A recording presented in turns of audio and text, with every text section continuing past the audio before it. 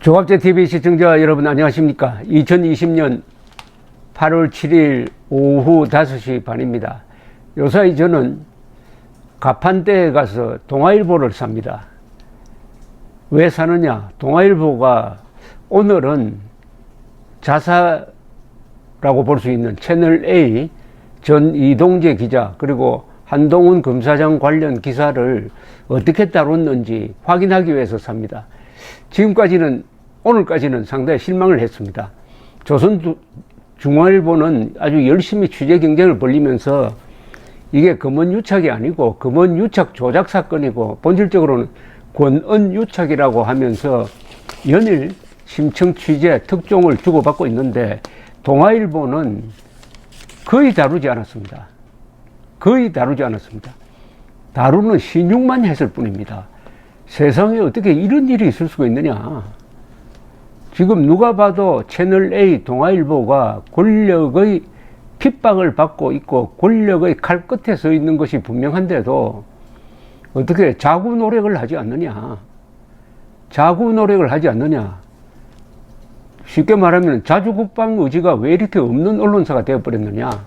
다른 언론사도 아니고 일제시대 때도 일제와 한거한 그러면서 민족 혼을 지켜온 조선일보와 더불어 그리고 1920년에 창간이 되었으니까 창간 100년이 넘는 이런 언론이 이럴 수가 있느냐 하면서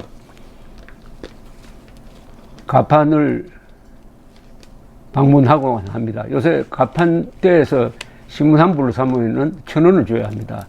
오늘 또 1,000원을 투자를 했는데 오늘은 좀 실망을 덜 하게 되었습니다. 동아일보가 오늘은 제대로 다루었습니다. 오늘은 일면 하단에 권경에 한상혁, 윤석열, 한동훈 쫓아내야 한다고 말해. 한 방통위원장 쫓아낸다는 말이나 윤 총장 얘기는 안 해.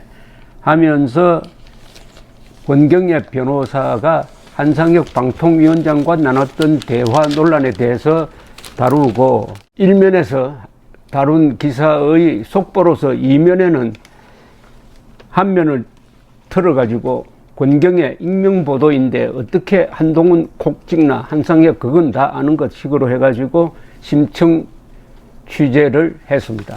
그리고 사설에서도 다뤘습니다. 세계 사설 중에서 제일 위에 권 MBC 제보 공작 의혹 철저히 수사하라. 이제 제대로 다뤘습니다. 오랜만에 동아일보가 정상화되었습니다. 동아일보가 독자들 품속으로 돌아왔습니다. 이렇게 해야죠. 앞으로 동아일보가 그동안에 좀 소홀했던 면을 만회하기 위해서는 조선일보, 중앙일보를 능가하는 특종을 기대합니다. 이것은 기자가 해결해야 될 문제입니다. 지금 권력이 검찰 안에 양심 세력과 이 언론 중에서 의용 언론 빼고 정상적인 언론의 칼날을 지금 겨누고 있습니다. 그런 점에서 검언 핍박 사건입니다. 다만 관로하고 정직한 검찰, 정직한 언론을 핍박하는 사건으로 변질되고 있으니까 동아일보가 분발하기 바랍니다. 특히 1987년 영화도 나왔지만은 1987년 박종철 군 고문치사 사건 때 동아일보가 보여준 그 맹렬한 취재 그리고 용감한 편집 방침을 동아일보가 다시 찾아가지고 조중동이 오랜만에 대한민국의 자유민주적 기본 질서를 지키는 이런 투쟁을 할 수 있는 역사적 찬스를 맞았다. 그렇게 생각합니다. 권 MBC 제보 공작 의혹 철저히 수사하라.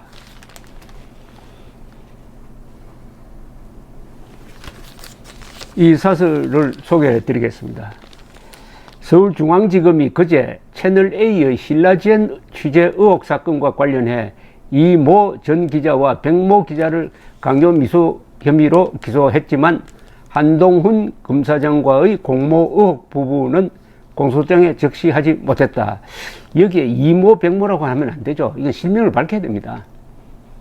기자도 공인입니다. 이미 다른 언론에서 다 이동재라고 쓰고 있는데 자사에서 이모라고 하면은 이게 무슨 쓸모가 있습니까? 채널A 경영진이나 보도본부 간부 등 윗선 개입 의혹 역시 근거가 없는 것으로 확인되었다. 검찰 수사에 영향을 미치지 않기 위해 그동안 이 사건 관련 보도를 자제해온 채널A는 전현직 구성원이 기소된 것에 깊은 유감을 표시한다면서 부당한 공격과 흠집 내기에 대해서는 엄중히 책임을 묻겠다고 입장을 밝혔다.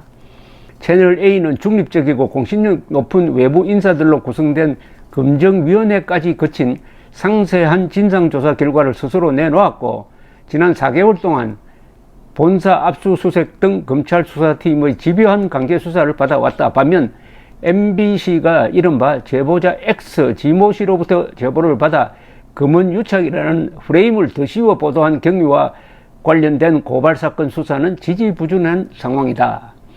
MBC가 3월 31일 처음으로 이 사건을 보도한 이후 드러난 정황들은 순수한 동기에서 나온 제보가 아닌 공작과 기획의 냄새를 물씬 풍기고 있다. MBC 보도 이전에 사건 내용을 여러 친여 성향 인사들이 알고 있었고 일부는 관여한 듯한 모습을 보였다. 친여 방송인인 김어준 씨는 4월 3일 한 달 전에 제보를 받았는데 화면이 있는 방송과 하라. 그것이 훨씬 파급이 있다고 했다고 밝힌 바 있고 MBC 측은 3월 13일 이전 기자가 지시를 만나는 장면을 몰래카메라를 동원해 촬영했다. 지시는 이전 기자와 마지막으로 만난 3월 22일에는 열린민주당 황희석 최고위원이 최강욱 의원과 함께 둘이서 작전에 들어간다고 쓴 게시물을 자신의 SNS에 공유했다. 사기횡령 배임죄 등으로 여러 건의 유죄 판결을 받은 경력이 있는 지 씨는 이전 기자와 접촉하는 과정에서도 검찰 핵심 라인과의 통화 육성을 들려달라고 여러 차례 유도했다. 이런 정황들은 MBC 보도가 나오기 이전부터 사건을 검언유착으로 몰아가려는 계획적인 움직임이 있었음을 반증한다. 검찰은 어떤 경로를 통해 MBC에 제보가 들어가게 됐는지 그 과정에서 어떤 인물들이 관여해 사건을 부풀렸는지 낱낱이 밝혀내야 한다.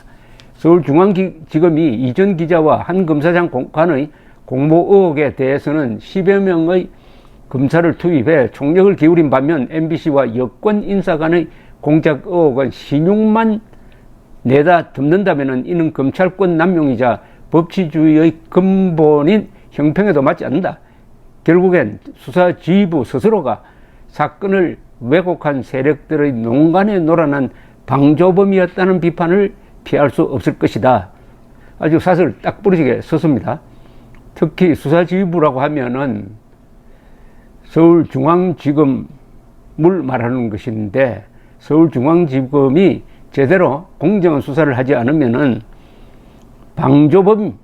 방조범 취급을 받게 될 것이다 라는 경고가 아주 강렬한 인상을 주고 있습니다.